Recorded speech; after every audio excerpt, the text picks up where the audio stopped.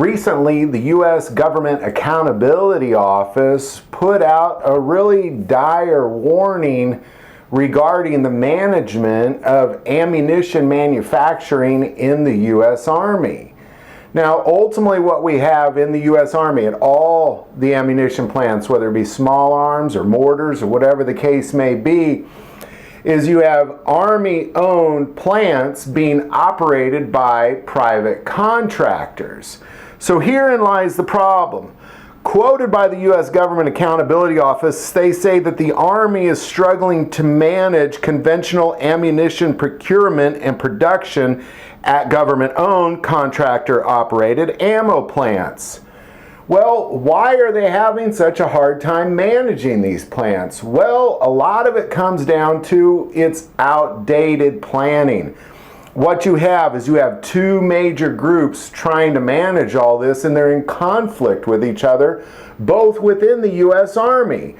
So what this looks like is one group, you have what's called the Joint Munitions Command, and it's being directed by the Army Contracting Command and the Army Materiel Command. But in addition to that, you also have, trying to manage all this, the Joint Program Executive Office for Armament and Ammunitions. Now, this particular office is being directed by the Assistant Secretary of Army for Acquisitions, Logistics, and Technology, as well as also the Army Materiel Command. So ultimately what you have is you have two different groups within the U.S. Army trying to manage private contractors in Army-owned ammunition plants. And they're going about it in two different ways. It's almost like you have two cooks in the kitchen, and both those cooks are being ran by two other cooks each. It's really kind of a mess. Ultimately what you have is you have two major players within the Army, both really at odds with how to manage ammunition production, and both of them are being run by two different other groups. The fact that it's working at all probably comes down to the independent private contractors just simply doing their job. Now, ultimately what the U.S. Government Accountability Office is saying is that they're making recommendations for changes, and those changes begin with the Secretary of the Army ultimately making these ammunition decisions with these contractors. That way you get all those cooks out of the kitchen and you just put the head honcho in charge of that ammunition production. Now what they're saying is that this should be completed by December of 2023. So between now and December of 2023, we have kind of a mess when it comes to Army ammo production, because ultimately, you know, we're going to go back to the video we posted a few days ago.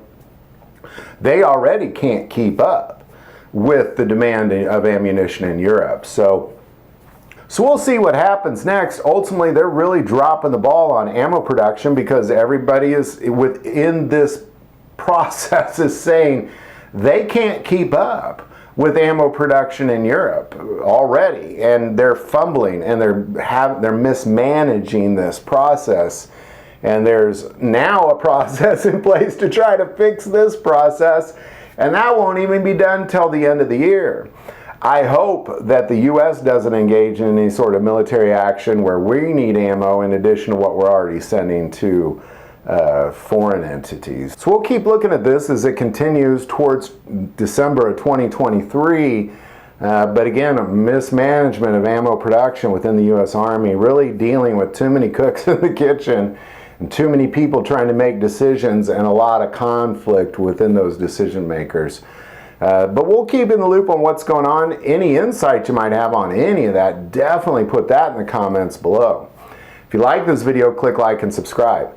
Feel called to support this channel with Patreon. That link is also below. But the most important part of this channel is we take prayer requests, so please don't ever hesitate to send that in.